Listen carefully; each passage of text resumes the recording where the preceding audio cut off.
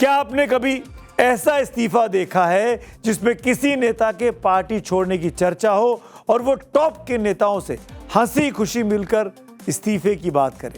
कायदे से वैसी तस्वीरें लोकतंत्र के लिए होती बहुत सुहानी हैं, जिसमें विचारों में अंतर होने पर संबंधों में तनाव नहीं होते। लेकिन आजकल ऐसा होता कहाँ है?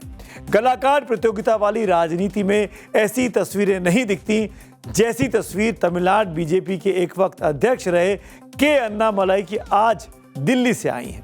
अन्नामलाई साहब ने बीजेपी के सबसे ताकतवर नेताओं में बाकायदा अपॉइंटमेंट लेकर दिल्ली में अपना दौरा किया। सबसे पहले दिल्ली के बड़े बड़े नेताओं से मिले। ये तस्वीर आप इस वक्त देख पा रहे हैं जब वो केंद्रीय गृह मंत्री अपने मेंटोर अमित शाह से मुलाकात कर रहे थे और अपनी इस्तीफे की बात उनको बताई। अमित शाह ने बीजेपी के टॉप लीडरशिप को पार्टी छोड़ने के अपने फैसले के बारे में जुबानी बात बताई है, जैसा कि बताया गया। लेकिन उनसे कहा गया है, यानी अन्नामलाई साहब से कहा गया है कि वो अभी अपने फैसले को होल्ड करें। अमित शाह से पहले अन्नामलाई ने बीजेपी अध्यक्ष नितिन नवीन, जो कि नए बने हैं, उनसे मुलाकात की। संगठन मंत्री हैं, पार्टी के बड़े कद्दावर नेता हैं BL संतोष, उनसे भी मुलाकात की। माना जा रहा है कि अगर पार्टी के बड़े नेताओं की समझाइश से भी अन्नामलाई नहीं माने तो 1 या 2 दिन में वो औपचारिक तौर पर बीजेपी को छोड़ने का ऐलान कर देंगे।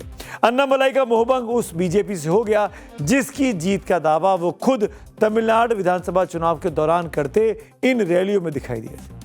Vijay is a formidable player. It is not that he's not formidable. Of course, he's creating a lot of news and. Is it going to be a triangular fight? He's creating a lot of crowds. They're coming. Youngsters are coming and watching him. But governance is altogether different.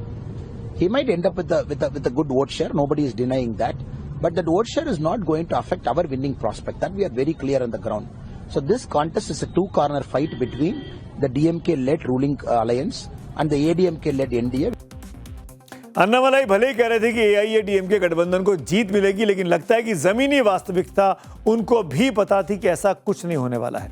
शायद party में थे तो party की line लेने की मजबूरी थी, इस बयान को उन्होंने दिया। अब वो उस मजबूरी से आज़ाद हो रहे हैं। लेकिन अन्नामलाई और बीजेपी में अनबन क्यों हुई, इसको समझने की भी बहुत ज़रूरत है। जिस अन्नामलाई के बारे में कहा जाता है कि उन्होंने बीजेपी को तमिलनाडु में पैर जमाने लायक बनाया, उसी अन्नामलाई को हटाकर बीजेपी ने विधानसभा चुनावों से ठीक पहले नैनार नागेंद्रन को तमिलनाडु बीजेपी का अध्यक्ष बना दिया था। ऐसा उस AIADMK से गठबंधन के लिए किया गया जिसके पक्ष में अन्नामलाई कभी नहीं थे। अन्नामलाई के बारे में कहा जाता है कि वो इस बात से भी आहत थे कि उन्होंने विधानसभा चुनाव लड़ने के लिए टिकट तक उनको नहीं दिया गया। वहीं वैचारिक तौर पर CBSE की 3 भाषा नीति को इसी शिक्षण सत्र में लागू किए जाने के HRD मिनिस्ट्री के फैसले पर भी अन्नामलाई ने खुद सवाल उठाया था और धर्मेंद्र प्रधान के इस्तीफे तक की मांग कर दी थी। अन्नामलाई ने इंजीनियरिंग की पढ़ाई की, आपको बता दूं। बाद में 2011 में वो तमिलनाडु कैडर के ही IPS अधिकारी बने, जी आप पुलिस अफसर रहे। लेकिन सुर्खियों में तब आए जब बीजेपी ने उन्हें 37 साल के अन्नामलाई को 8 जुलाई 2021 को तमिलनाडु बीजेपी का अध्यक्ष बना दिया। वो प्रदेश बीजेपी के सबसे कम उम्र के बने हुए अध्यक्ष थे। अब रास्ते इस वक्त अलग अलग हो रहे हैं, लेकिन इनके विरोधियों को लगता है कि ये बीजेपी और अन्नामलाई की नूरा कुश्ती चल रही है। He is seeking permission from BJP head. Funny thing, he is already a BJP man. Now he wants to go start a new party for which he is seeking the permission of this BJP. Anything will happen in BJP politics. That much I can say. Because I don't think Annamalai will quit BJP. Because it's very difficult to run a party. He is not an actor like Vijay. Let us wait. के अन्नामलाई ने तमिलनाडु की द्रविड़ राजनीति के सामने एक नई राजनीति की शुरुआत की। उसमें तमिल अस्मिता का मर्म भी था और हिंदुत्व का धर्म भी था। उन्होंने एन मनन एन मक्कल यानी मेरी माटी मेरे लोग के नाम से 111 दिनों की एक पद यात्रा की थी, जिसमें सभी 324 विधानसभा सीटों को कवर करने की कोशिश की। इससे बीजेपी के प्रति लोगों में आकर्षण बढ़ा। उसका असर तमिलनाडु जैसे राज्य में बीजेपी के लिए फायदे के रूप में दिखा भी था। आपको याद दिलाऊं, 2019 के लोकसभा चुनाव में बीजेपी को सिर्फ 3.6% वोट मिले थे, लेकिन 2024 के लोकसभा चुनाव में अन्नामलाई के नेतृत्व में बीजेपी का वोट प्रतिशत बढ़कर 11.24% हो गया। बीजेपी ने सीट भले ही एक भी नहीं जीती, लेकिन 12 राज्यों में वो रनर रही, यानी नंबर 12 सीटों पर वो नंबर 2 रही। इससे AIADMK तीसरे स्थान पर चली गई थी। लेकिन अन्ना मलाई के हटने के बाद हुए 2026 के विधानसभा चुनावों में बीजेपी का प्रतिशत घटा और वो 2.97% पर आ गई। और अब चुनाव बीतते ही अन्ना मलाई ने बीजेपी से दूरी बना ली, तो इसकी क्या वजह हो सकती है, इसको जानकारों से भी अब समझ लेते हैं। तमिलनाडु के 2 युवा नेताओं ने द्रविड़ राजनीति का पूरा पासा इन दिनों पलट कर रख दिया है। एक तो मुख्यमंत्री जोसेफ विजय चंद्रशेखर हैं, जिन्होंने डीएमके और एआईएडीएमके की राजनीति को विपक्षी कोने में समेट कर रख दिया और राज्य की बागडोर उनके हाथों में हो गई। दूसरी तरफ से अन्ना मलाई ने भी विजय की ही तरह द्रविड़ पहचान और परंपरा से ऊपर वहां के नौजवानों को बुनियादी सवालों से जोड़ा है। अब अन्ना मलाई ने जिस सद्भावनापूर्ण वातावरण में बीजेपी छोड़ी है, उसमें माना जा रहा है कि ये एक राजनीतिक रणनीति हो सकती है जिसमें दोनों दल बाद में मिल भी जाए। वैसे इस तरह की राजनीति पर वसीम बरेलवी साहब का एक शेर बहुत याद आता है। बहुत दुश्वार है दुनिया ये हुनर आना भी, तुझी से फासला रखना तुझे अपनाना भी। ऐसे रिश्ते का भरम रखना बहुत मुश्किल है, तेरा होना भी नहीं और तेरा कहलाना भी नहीं। बात करते हैं अगली स्टोरी की। नेपाल की संसद से दिल्ली के पावर कॉरिडोर तक एक ऐसी सियासी हलचल जिसने काठमांडू से लेकर नई दिल्ली तक भूचाल ला दिया। नेपाल के प्रधानमंत्री बालेन शाह ने भारत को लेकर एक ऐसी गैर जिम्मेदाराना टिप्पणी की जिससे खुद उनका अपना देश सन्न रह गया। लेकिन बालेन शाह के इस बड़बोलेपन के बीच हिंदुस्तान ने सबसे बड़ा कूटनीतिक दांव चल दिया है। दिल्ली में नेपाल के यूथ आइकन रवि लामछिने का ऐसा शाही स्वागत किया गया जिसने काठमांडू को सीधा और सख्त मैसेज खुलकर दे दिया है।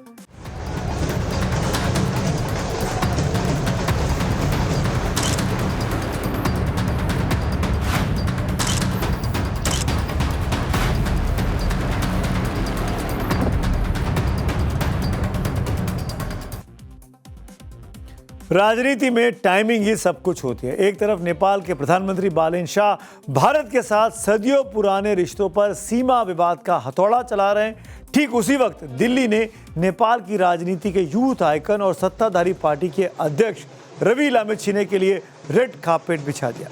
बीजेपी अध्यक्ष, जो कि भारत की सत्तारूढ़ पार्टी है, देश की सबसे बड़ी पार्टी हो गई है, वो बीजेपी अध्यक्ष नितिन नवीन के न्योते पर रवि लामछिने दिल्ली आज पहुंचे हैं। ये महज एक सामान्य मुलाकात नहीं है, इसके सियासी मायने बहुत गहरे हैं। जरा स्वागत की ये तस्वीरों को ध्यान से देखिए। नेपाल के प्रधानमंत्री बालेन शाह की पार्टी आरएसपी के अध्यक्ष रवि लामछिने से जैसे ही दिल्ली में बीजेपी हेडक्वार्टर वो पहुंचे, वहां समा बांध दिया गया। ढोल नगाड़ों की थाप पर फूल उनके ऊपर बरसाए गए। पूरे डेलीगेशन का स्वागत बहुत दिल खोल कर किया गया। तस्वीरों से मैसेज बहुत क्लियर है, नेपाल की जनता के साथ भारत हमेशा खड़ा है। नेपाल की सबसे बड़ी पार्टी और भारत की सबसे बड़ी पार्टी आपस में मिल रही है, बातचीत कर रही है, दोस्ती निभा रही है, मैत्री के संबंध नहीं खोल रही है। रवि लामछिने, जिन्हें नेपाल की राजनीति का सबसे बड़ा क्रांतिकारी चेहरा माना जाता है, आज वो दिल्ली में भारत के टॉप लीडरशिप के साथ टेबल पर बैठे हैं। विदेश मंत्री डॉक्टर एस जयशंकर के साथ बीजेपी मुख्यालय में ही सीमा सुरक्षा और आपसी मतभेदों पर सीधी बात होनी है। और सबसे बड़ी खबर, 3 जून को प्रधानमंत्री नरेंद्र मोदी के साथ भी रवि लामछिने की और पूरे डेलीगेशन की मुलाकात तय की गई है। पीएम मोदी का शेड्यूल इतना बिजी होने के बावजूद 3 जून का समय नेपाल की सबसे बड़ी पार्टी के सबसे बड़े नेता के लिए खाली रखा गया है। जिस रवि लामछिने को लेकर नई दिल्ली में रेड कार्पेट बिछा हुआ है, उन्हीं रवि लामछिने को लेकर एक बहुत बड़ा ट्विस्ट भी सामने आया है, जिसे समझना बेहद जरूरी है। नेपाल में पिछले साल अपने इतिहास का सबसे भयानक मंजर देखा गया था। जेन जी के हिंसक प्रदर्शनों के दौरान नेपाल में 17,000 कैदियों का एक बहुत बड़ा जेल ब्रेक हुआ था। अंडरवर्ल्ड डॉन, आतंकवादी और वीवीआईपी जेल तोड़कर उस वक्त भाग निकले थे। आपको जानकर हैरानी होगी कि पिछले साल 9 सितंबर को जिस समय काठमांडू में प्रदर्शनकारियों की ओर से सरकारी भवनों और नेताओं और मंत्रियों के घरों पर हमला और आगजनी की जा रही थी, उसी समय सबसे पहला जेल ब्रेक ललितपुर के नक्खू जेल से हुआ था। सहकारी घोटाले में आरोपी बनाकर राष्ट्रीय स्वतंत्र पार्टी यानी आरएसपी के अध्यक्ष रवि लामछिने को भी इसी जेल में बंद किया हुआ था। उनको छुड़ाने के लिए ये जेल ब्रेक किया गया। समर्थकों ने जेल पर हमला कर सबसे पहले रवि लामछिने को बाहर निकाला। रवि नेपाल की पुष्प कमल दहल प्रचंड की सरकार में उप प्रधानमंत्री और गृह मंत्री भी रह चुके हैं। रवि लामछिने के इस दौरे को लेकर भारत नेपाल संबंधों पर पैनी नजर रखने वाले किस तरीके से इसको देखते हैं, सुनिए जरा। वहाँ आरएसपी पार्टी के, जो कि सत्ताधारी पार्टी है नेपाल की, उसके अध्यक्ष भारत के ही भारतीय जनता पार्टी, जो कि सत्तारूढ़ दल है भारत का, तो इसके राष्ट्रीय अध्यक्ष नितिन नबीन उनके आमंत्रण पर रवि लामिछाने भारत आए हैं। तो ये एक एक्सचेंज जो है, ये एक्सचेंज होता रहा है, पार्टियों के बीच में होता रहा है। इसको कोई बहुत अधिक तूल देने की आवश्यकता नहीं है और इसमें इस चीज को ऐसे देखना है कि ये दोनों जो राष्ट्र हैं, ये राष्ट्र कहीं ना कहीं एक ऐसे एथोस पे टिके हुए राष्ट्र हैं जो कि सनातन के मूल्यों से चलने वाले राष्ट्र हैं।